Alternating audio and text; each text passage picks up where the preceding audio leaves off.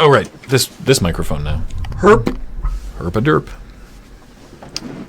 No Lionhead suddenly closing story? No, Lammore. We saw that. We looked at it, but as has happened many times over the years of Checkpoint and ENN before it, it's hard to make... Oh, that's really loud? Whoops. Sorry. Try that again. Yeah, it wasn't that it happened too recently to get in, because we write the stories just before we record. The problem being that it's hard to make jokes about, like... Just a bunch of people losing their jobs. Yeah, it's not, like... Pretty crappy. Funny. So... Yeah, I mean... Yeah. No, it's a different mic. For there's a couple people like, oh, it sounds different. Yeah, because when we record it, I use the lapel mic. But for the both of us, we use this mic. So. But there's also the studio that makes Max and the Magic Pen or whatever. Mm-hmm. Is also got closed at the same time. Yeah. Which sucks. Yeah, exactly. Game company closes, people lose jobs. Hilarious. Yeah. I guess it's notable because it did cancel the Fable game that they were working on. Yeah. But yeah. Yeah, it does suck when studios close, especially like, I mean, Peter Molyneux founded Lionhead, and people like giving Peter Molyneux a lot of stick, but he wasn't even there anymore. No. And Fable is still a beloved franchise, even though the most recent one was a little weird. But yeah. But yeah, right, Skylar Ringtail, the Shanghai Major. It's over now. I don't think... but oof. The one of the things that got me was because the public transit there stops at like 10 p.m. And there were so many delays during the day that at a certain point they had to stop holding the matches on site and send everyone home, like to their hotels, and conduct the matches remotely, like I guess on hotel internet. I'm not entirely sure. Wow. But they had to kick everyone out of the building.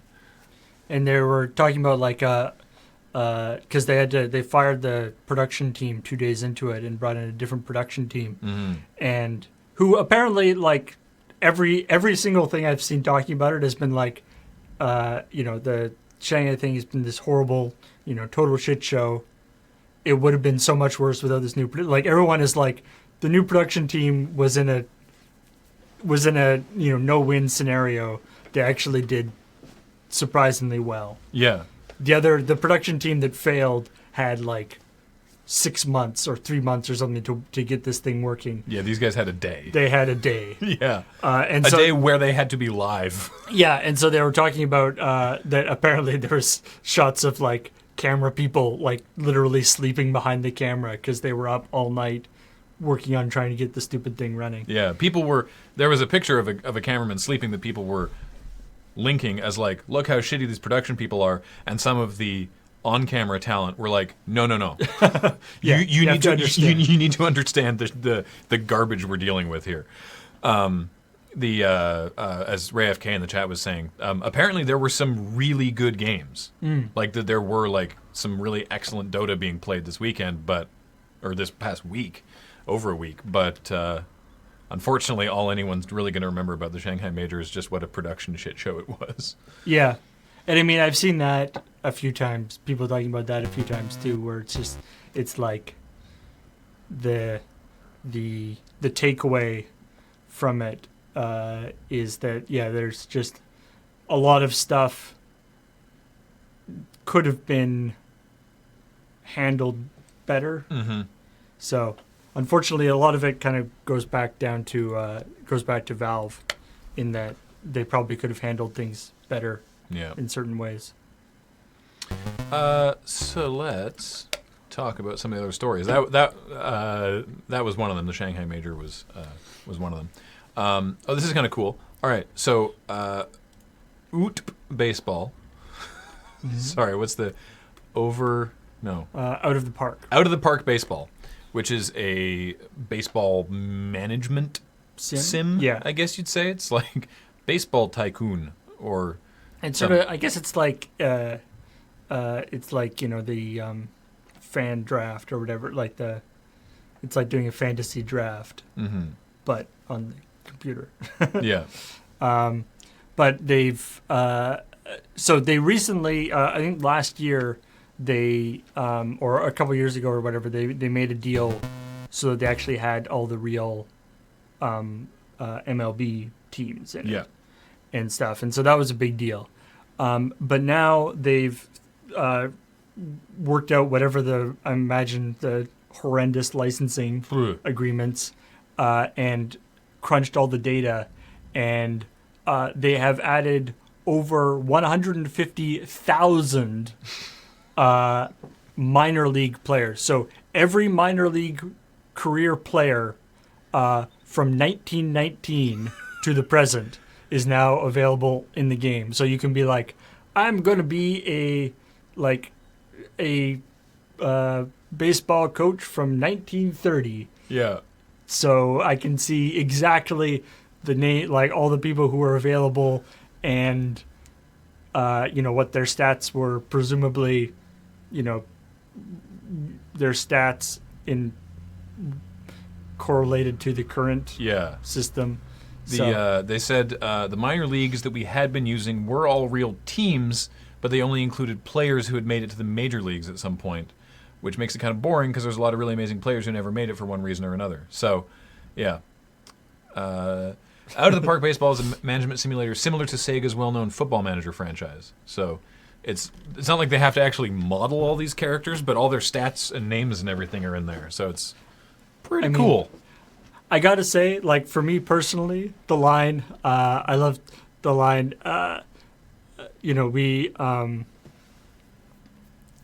we only include players that had major leagues at some point in their career. That makes it kind of boring because there's lots of amazing players for one reason or another. It's I find that like a really interesting thing, that the kind of person, not saying anything against the kind of person playing these games, but the kind of person playing these games, the dedication to the simulation aspect of it means that just having different names, having the correct names, with the makes it, totally a different thing. Yeah. Than having like randomly generated names. Yeah. Which I kind of like. Hey Ashton. Hey Andrew. How's it going? Andrew, I don't know if you were around for the episode, but we did that the story, which I was gonna look into anyway. But then you sent me the most recent iteration of it, and that retro VGS thing.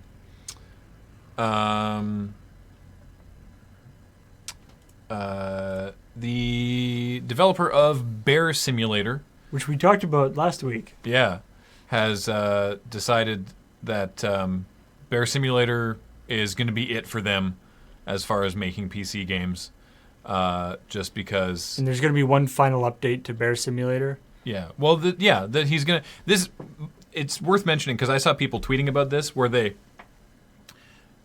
cut they took a screenshot of the Kickstarter update and cut the part at the bottom where he said that he was going to be updating it. Yeah. And people were trying to put it around on Twitter as that he'd released the game and was out. Right. It was just like, I'm done, fuck you, and that's not the case. No, he says, he's like, he's done. They did the Kickstarter, they made the thing, he has made the product, released the product, the backers are happy, he's going to update the product, and then he's like, well, he's saying some of the stretch. He's saying some of the stretch goals might not be able to be done. Yeah, but he will definitely fix bugs and things. And apparently, there's going to be an island added in. That was part of the Kickstarter thing. That's like an island of all the Kickstarters. Sweet. But yeah, the just his letter here was just the tone of it. It's just where he goes, well, the game didn't have a great reception, has stigma against its name, and there's plenty of other problems, so making updates or further is basically a lost cause now. Plus, not skilled enough to make the game better than it currently is or write better updates than previously. Was really hoping the Steam release would go well, but why would it? Should have just gave the game to backers and not bothered with Steam. Also, don't want to deal with drama anymore. Can't ignore it because that causes more drama. Can't do anything about it because that causes more drama. It's the combination of the very, very kind of sad thing and the no, is it like just like no prepositions or whatever. Yeah. Just like this sort of do thing. This sort of stream of thought, the stream of consciousness being like, can't geez. sleep, clown will eat me. Yeah, just like, geez, man. Yeah. I think he did a thing later on where he was like, I was in a really bad spot when I wrote that. It's, I'm feeling better now. Yeah. But calling it Bear Simulator probably didn't do it favors. But honestly, I watched Jim play it, and the Jim sort of like faffing around as he tends to do in his Jimpressions videos, and I don't know, it didn't look bad. Like compared to all the other garbage that Jim plays that gets called something simulator, this actually looked like okay. People objected because it wasn't true enough to simulating a bear? I don't know. No, it's just because after Surgeon Simulator, which was hilarious. And then Goat Simulator. Well, that's the thing. Like Surgeon Simulator was like the okay. You got your real simulators like bus, like European truck driver. Whatever. You have an actual simulator. The games. farm simulator. Then Surgeon Simulator was the joke one that was like, be a surgeon, except that the controls are terrible, so it was all funny. Right. And then Goat Simulator was the one successful let's just go totally wrong. Parody of the parody iteration upon that, and everything else has been garbage. Right. Right. It's like it's blank simulator, but the joke is exactly the same as those other games. Right. Right. And yeah. From what I understand with this one, it wasn't supposed to be a jokey thing. Like you are actually a bear going around. I mean, it's a little funny. You are there's sort of you can wear a hat. Yeah, but there's silly stuff that's happening, but it's not like Goat Simulator where you're whatever, it's totally cartoony. Yeah. So anyway, we talked about the UFC cover thing. It's kind of funny. Yeah. Notably, Conor McGregor did not lose his championship because it was a non-title match. Yeah. But and it was a welterweight match. It was instead of a featherweight match. It's interesting because they announced Ronda Rousey would be on the cover. The next day, she lost her title. Right. Then they'll be like, and she will share the cover with whoever wins this next match. Oh, really? Yeah. Oh. Conor McGregor won it, so he's on the cover. And then his next match after that, he lost. Mm. And so people are like, oh. I was kind of proof. It's proof. I don't watch UFC stuff, but I was kind of rooting for Conor McGregor just because he's a very, as well as obviously being a crazy, amazing fighter, he's also a very entertaining talk show guest. He certainly is. And so I like watching clips of him. And theoretically, the more he wins, the more famous he'll become and the more he'll get on talk shows. So from that perspective, I was disappointed. Yeah. I have no idea what he's like as an actual person or for people who actually follow UFC.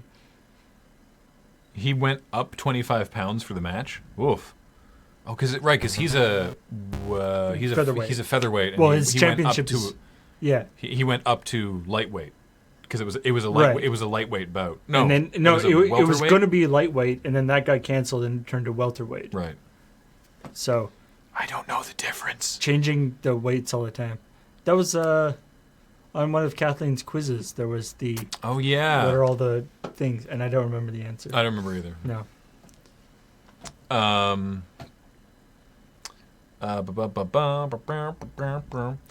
There's a story on Gamasutra of an iOS game called Zombiddle, I think. Zombiddle.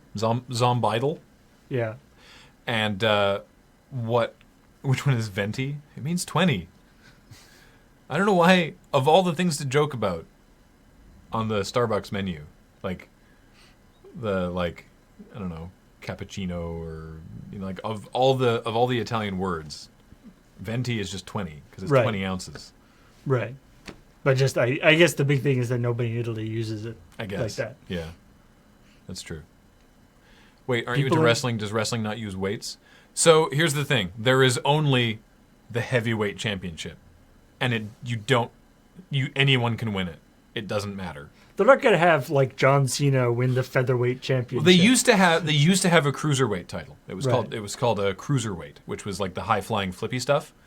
And they're doing a thing over the summer. They're doing like a network special, which is like an invite cruiserweight open to like people who aren't even in the company, which I'm pretty excited about. But they haven't had the cruiserweight title in years, and they only have the one. They have the World Heavyweight Championship, and anybody could. Rey Mysterio had the World Heavyweight Championship at one point. I feel like it's the. I mean, it's probably going back to like, Mike Tyson, where it was like the heavyweight champion of the world is always perceived as being like. Well, they're the biggest. It's like there's a bunch of boxers, but it's assumed that like the heavyweight champion could beat the featherweight champion. Yeah. I don't know if that's actually true. Yeah. Considering the idea is that the different weight classes, box in different ways, but feather, welter, light, medium, heavy, top, bottom, strange, charm, blueberry. Come on, blueberry weight champion. Love it. Yeah, I feel like Big Show would not be in any kind of weight class. No. Hello, the Iron Donkey. Thanks for watching. The Big Show weight, Big Show class championship. The cruiserweight title did die an ignoble death. Yeah, they wanted to phase out the cruiserweight championship, so they had Hornswoggle, who is the like leprechaun. He's a little person. They had like a battle royal for it, and he just like ran through and picked it up and managed to get it, and then like so he was the cruiserweight champion, and then like a week or so later, the general manager of SmackDown was just like, "I'm just gonna take this away." And just like took it away from him, and it was never spoken of again. Very strange. Anyway, so Zombiidle, this story. They're talking about this thing that frequently happens where someone, usually in China, will get an iOS game, hack it, change the name, re-upload it to the App Store, and just sell, not like a clone, sell the exact same game, like the same code with a different name.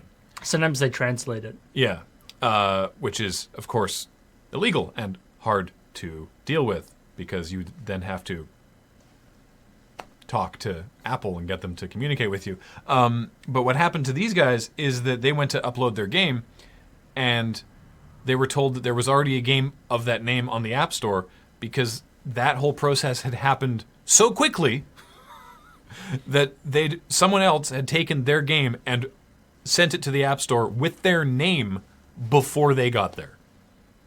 And they like went and looked I think they released their game. Like their game was like they had an online version of their game. Yeah. No, it's soft release. We put the website and game live, but didn't tell anyone except a few people. In August. In September, someone hacked the game, translated it to Chinese, and released it on Chinese game portals. That happens all the time. It's super difficult to monetize in China, so we don't usually mind. Like in October, we're getting ready to test it on mobile, so we went to Google Play and fired up the forms, and we're able to beta test on Android. But on iOS, it already exists because they'd already put it up there. Yeah, so I think it was a web-based game originally. Yeah. And then, so basically, and then they went and they looked at the company that had registered it, also had like a game that was literally like the Fancy Pants Adventures. Mm-hmm. Remember that game? Yeah. And like a few other games that are obviously just web games. Yeah. So, anyway. We talked about the new Kirby game. By the way, did you watch Nintendo Direct at all?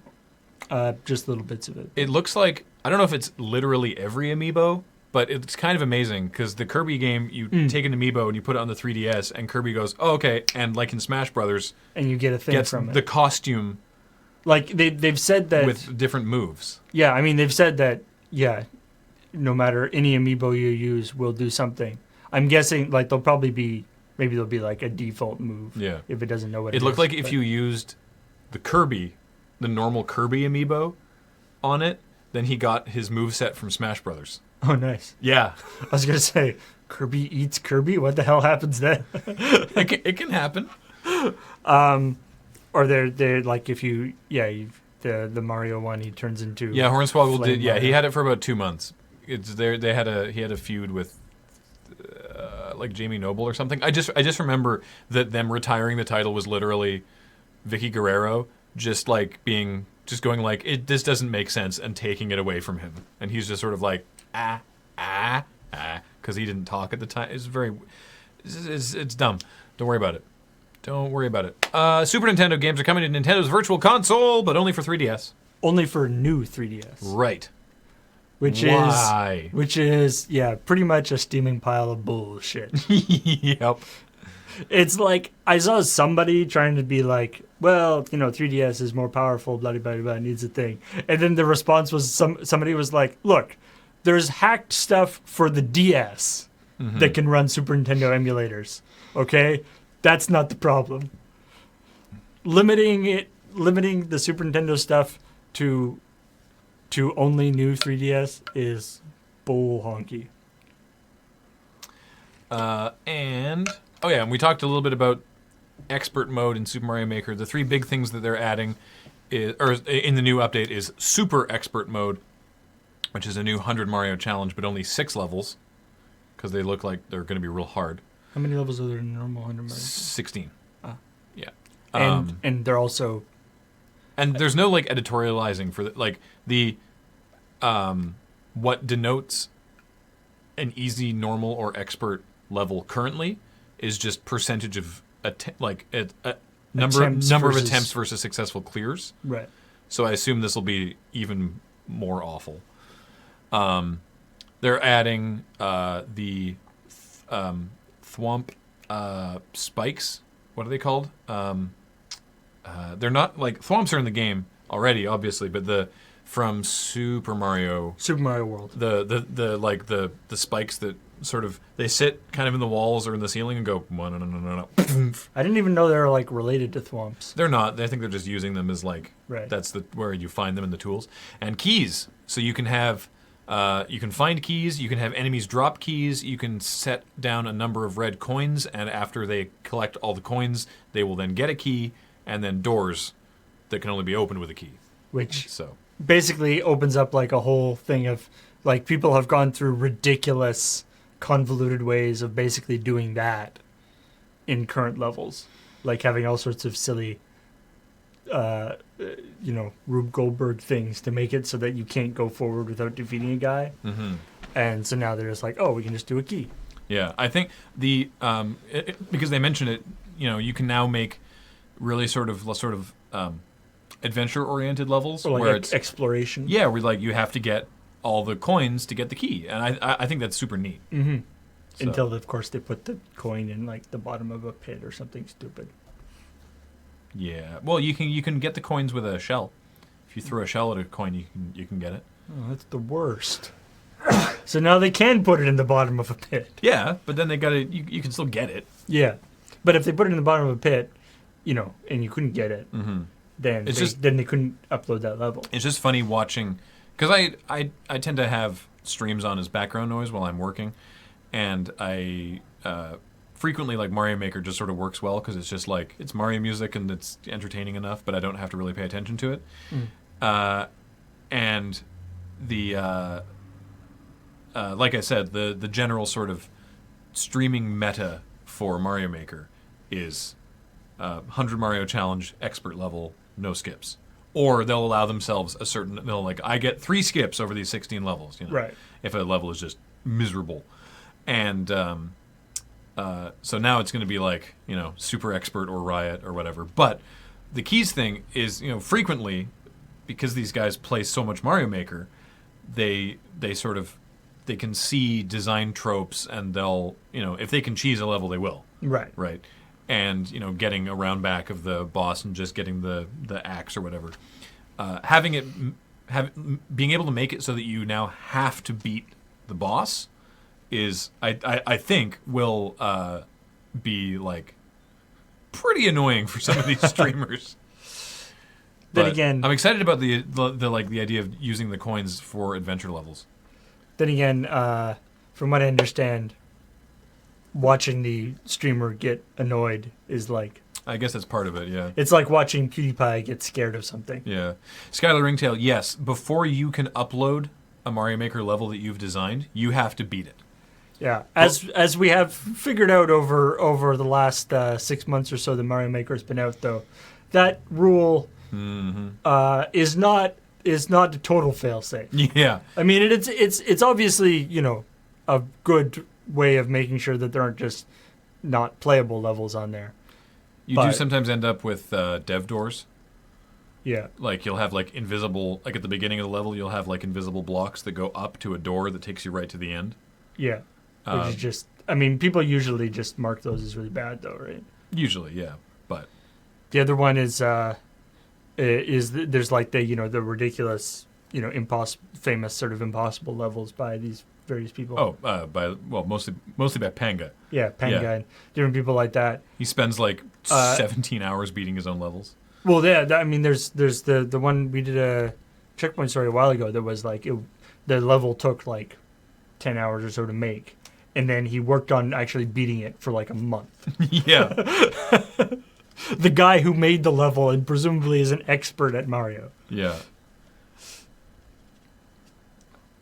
I wish there was a special queue for people to verify others' levels. Well, I mean, so that's sort of what we mentioned, like the difficulties are like. Like if you play on normal difficulty, then it's a safe bet that enough people will have beat it that it's not terrible, right? Mm-hmm. If you play on easy difficulty, you'll run into a lot of auto runners, which is fine. I actually think they're neat, but they're maybe not the most exciting. But, yeah. And if you run into expert, you get some really challenging stuff, and sometimes they're bullshit.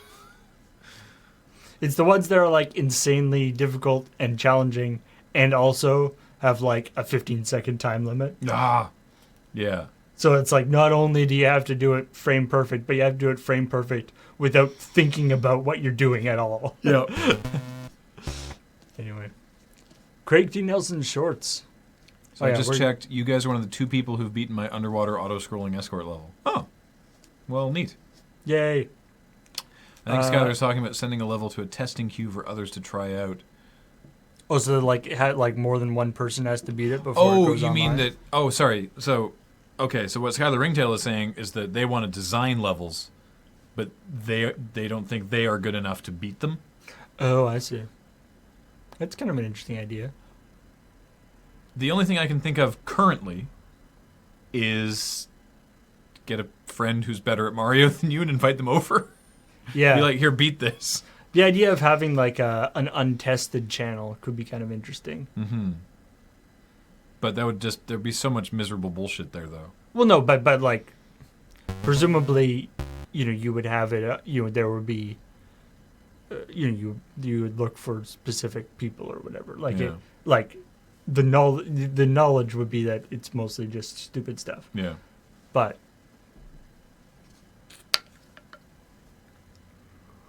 Oh, God, Denny McGee, why are you reminding me about all of this? Just terrible wrestling matches. The kennel from hell. Mm.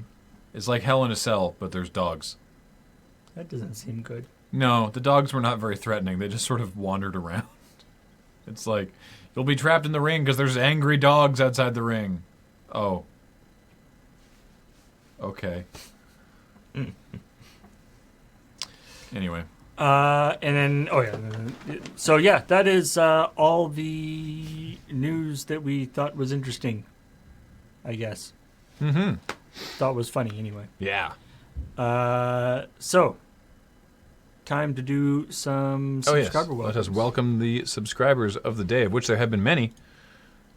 Yeah, it's true. Doing that, but instead of, angry dogs, it's just adorable puppies. It's like if you go out of the ring, you will crush these adorable puppies. That'll be the worst.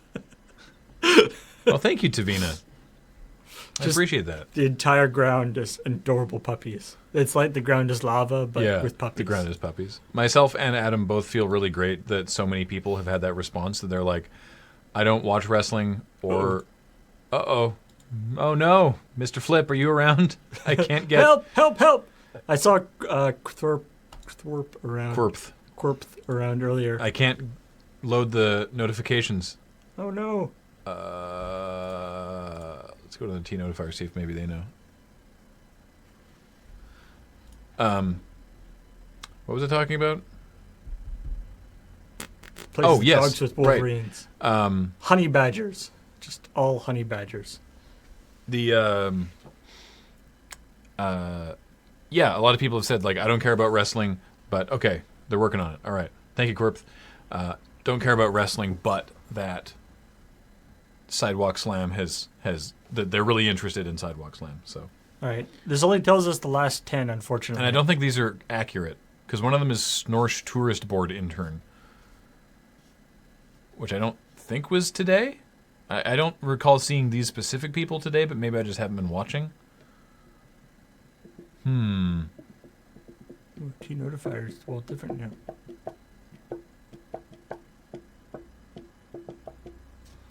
Regarding Sidewalk Slam, it'd be great to get some retrospectives, like who the heck was The Undertaker?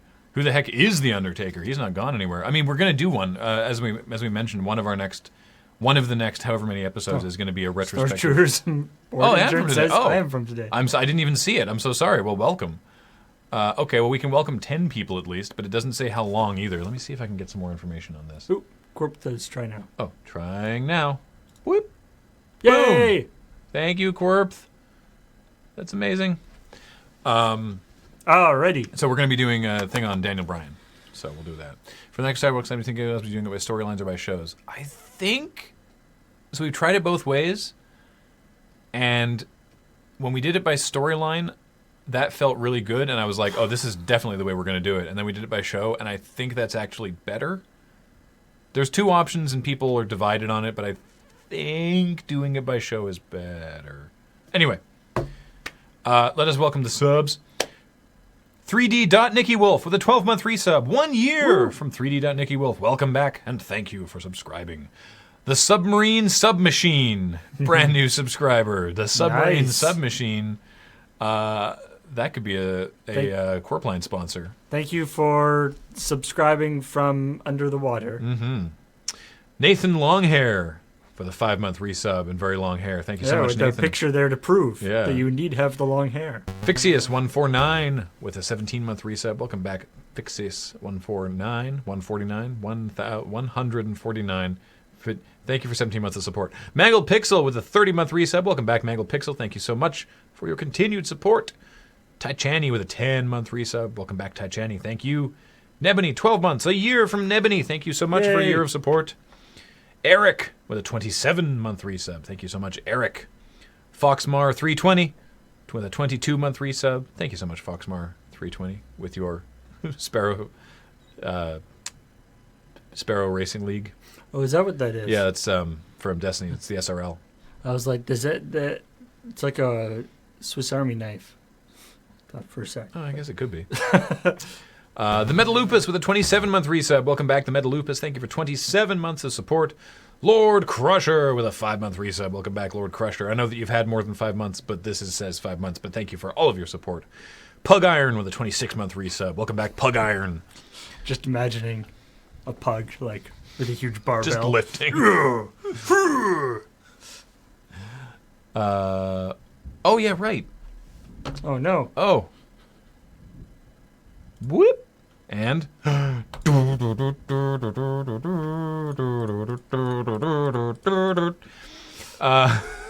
you, Lord Serrano.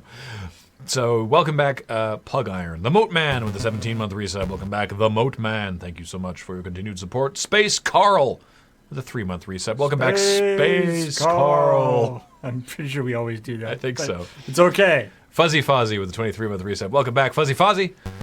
Fuzzy Fozzie is very fuzzy. Fuzzy Fuzzy was a subscriber. Fuzzy Fuzzy. You can't. No. Black Wolf with a 26-month resub. Welcome back, Black Wolf. Thank you so much for 26 months of support. Lord Kron and the Dank Nugs. Woo. with an 8-month resub. Welcome Nice. back, Lord Kron and the Dank Nugs. That's for be a good one for Brutal Legend. Yeah. Someone, no, not you, with a 17-month resub. Welcome back, someone, no, not you. Thank you so much. Slickman with a 25-month resub. Welcome back, Slickman. Snorsh Tourist Board intern is, I get it. Because the Snorsh Tourism lady's not around. So this is the Snorsh Tourist Board intern. I don't know if I can do the accent. Hi, everyone. Hello, everybody. Welcome to Snorsh. I am the intern because the crazy lady's not here right now. No one will tell us why she went away. All we know is she's coming back. Come to Snorsh. It's crap. I was thinking about the voice, and I realized that I was just going to do Dr. Nick. Yeah. Hi, everybody. Hi, everyone. Nerds Home with a 19-month resub. Welcome back, Nerds Home. Thank you so much for 19 months of support. Count Zero. Count 3R0. Count Zero with a 6-month resub. Welcome back, Count Zero. Candy Nuke. 17-month resub. The most delicious mass destruction. Thank you for 17 months of support. Cafalore TV with a 13-month resub. Welcome back, Cafalore TV. Ekim 3000 with a 26-month resub. Welcome back. And thank you for 26 months. G666666. Hang on. 6666. 4 of them. G6666 with a 30-month resub. Welcome back. And thank you, Can't Wear Hats with a 31-month resub. Welcome back, Can't Wear Hats. Thank you so much. We got Can't Wear Hats and Rebellious Uno, who both have featherweight avatars, and they look like they could be. They look like they could be the secret identity of one another. Yes. just based on that they're both featherweight headshots with glasses. And also, I like that Can't Wear Hats doesn't have a hat. Rebellious Uno does have a hat. Yeah. So it's like when he puts on the hat, he is no longer Can't Wear Hats. I don't understand. Where did he go?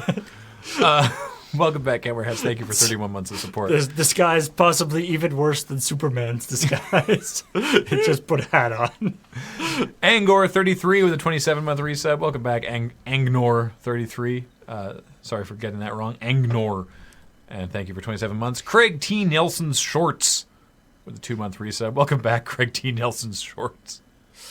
Viking Slay Heron with an 8-month resub. Welcome back, Viking Slay Heron. Thank you for 8 months of support. Astro 16. Astro TH16. The capitalization would tell me it's Astro TH16. Either way, it's 26 months of support. Thank you so much, Astro. Dan9299, also with a 26-month resub. Thank you so much, Dan9299. Welcome back. Rebellious Uno, a brand new subscriber. Welcome to the channel, Rebellious Uno. Thank you so much. We really appreciate it, as always. Hey, speaking of Uno, a new episode of Agrarian Skies with James and Uno went up on YouTube last night, I want to say. Yeah. So check that out. We will be adding, obviously, this to loadingreadyrun.com because currently they're not archived there. But, yeah. So check out episode 4 of Agrarian Skies with James and Rebellious Uno. Uno Cam will return next episode. The Power of Rousdower with an 18-month resub. Welcome back, The Power of Rousdower. Thank you so much for 18 months of support. Rousdower. Lord Zorano with an 11-month resub. Welcome back, Lord Zorano. Much appreciated for your 11 months. Welcome. And finally, welcome a 17-month resub to Grand Lama Q. Grand Lama Q. Welcome back, Grand Lama Q. Thank you for your support. Thank you, everyone. Welcome back to all of our resubs. Do we have a new resub that wasn't Uno or the Snorsh Tourism Board? Or was it all? Oh yes, the Submarine Submachine. Yeah. A brand new sub there from the Submarine Submachine. Oh, Spoonerism Squirrel in under the wire with a 9-month resub. Welcome back, Spoonerism Squirrel. Thank you so much for 9 months of support. Mal Sarius, I'm afraid the current plan for Fight the Future is Nothing. To do it. What we are planning to do with Fight the Future is in, I believe, 2 weeks, there's going to be the sort of finale episode, which will have some outtakes, have some of our favorite stuff, have us sort of talking about the whole project. Because the intent was for it to be a limited thing. Yeah, and obviously the source material is somewhat limited in the sense. Does this mean the future won? I thought the future, and the future won. Except the future. And it's, so obviously there are tons and tons of amazing young adult dystopian books out there, but we've gone through most of the major movie franchises, and books take a lot longer to do. And we kind of like the idea of having it as sort of a 1 year piece. Do you think you might do like a one-off at some point in the future if there's something worth talking about? It might happen. I am not ruling it out, but that's sort of how everything that we do goes. When someone's like, "Hey, will you ever do more?" Never ruling it out. Yeah, I mean, there are a few things we could probably rule out, but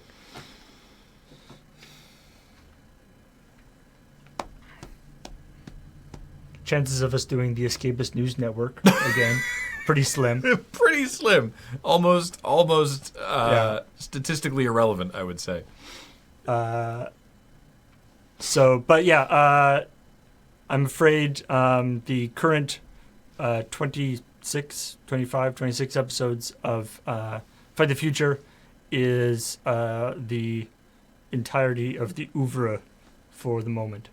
And we don't have any plans to bring it back, but my brother and I are interested in possibly doing some other kind of podcasty type thing. So we don't have any idea what that actually is at this point, but it's something that it just was fun to do. So we might do something else, but it'll probably be very different. So some people asking about Agatha Christie. Agatha Christie will return. I had a tough couple weeks in terms of sleep and finding good times to do it, but I actually managed to record 2 episodes, and Kate is working on editing them as we speak. So there should be one up pretty quick, and the next one will be after that one. And yes, Kathleen and I are looking at when we can bring back the Magnum rewatch, because we do very much enjoy doing it. And Scala Kitty, yes, we're going to be sending out, probably this week, we'll be sending out a form for people to fill in for the load-bearing wall, for what name you want to have on the wall, if not your name, with, obviously, some restrictions, both in terms of, length of the name, and also if you want to put if it's like, I would like my name on the load bearing gratitude wall to be represented by Graham's number, I'd be like, no, not my number, by the way, like Graham's the mathematical thing. It's like, not really room for that. No. If you want to say I don't know, anal fist, we'd probably put it on the wall. It's up to you, really. Kind of a shame, but yeah. It's like, if someone's looking at the wall and it's like, why is that there? Be like, well, it's what they wanted. So, I heard you guys did Let's Play Dante's Inferno. I went to go watch it, but it didn't load. LoadingReadyRun.com. Where else might I find that? Oh, Dr. Wreckage, yeah, because that was on Blip, and then Blip got bought and shut down. We have them. I guess I should re-upload them to our current YouTube. Or actually, I guess they could go on Loading Ready Live. But either way, we should definitely relink them back there. Yeah, that was fun because it was the two of us and Brad. And Brad had... that is a medieval studies major. Yeah, and he's familiar with the source material. The source material? The supposed source material, so yeah. What was particularly interesting about that was actually how accurate it was in weird ways. Yeah. It was like, wow, this is actually like exactly the depiction of this scene in the book. And then, Fair Badger's right. There's a lot of other stuff. Dante is a freaky guy. There's a lot of other stuff on Blip we need to actually upload. So, Yeah, for the Patreon wall, yeah, we'll be sending out a thing so you can have whatever you want as your commemorative thing. It doesn't have to be your name. The last episode of GPLP for Far Cry 4 is blocked. I will look into that. It's probably got the one episode of Watch Dogs got flagged because of the Wu-Tang. But then we turned it off. You can remove it. It's amazing. Mm-hmm. It's so amazing. The I gotta say, like when it works, like when it doesn't go, oh, we can't remove that song. The song removal technology on YouTube is astonishing because it goes like, hey, this song has been flagged, and so we've blocked this in a whole bunch of countries, and I can go, okay, remove the song, and it removes the song, but keeps the sound effects from the game and us talking. Yeah. It's crazy. It'd be cool if whatever that tech is, we could just have it and like apply it to the videos before we upload it. I would like that. Yeah. Spectral subtraction. Yeah. Thing in the ice. A thing in the ice looks rad. I'm quite hyped for Shadows over Innistrad. Don't you worry. Better not shout. Better not cry. Better not pout. I'm telling you why. Merit Lock is coming. Oh, yeah. No kidding. All right. Mini Merit Lodge. Mini Merit. That's great. All right. Mini Lodge. Or Lage, or however you want to pronounce it. That's going to be it for Checkpoint today, obviously. Thank you so much for watching. We're going to run some commercials on the way out. And in 40 minutes, Paul will be back for Things on My Stream, where he's going to be playing some video games, obviously. So, Merit Medium. I like that. So, the Mist Vampire is also pretty silly. I like him. Stream will go down, but it will be back up in 40 minutes. So, stick around. See you in a bit. Bye. Bye, everybody.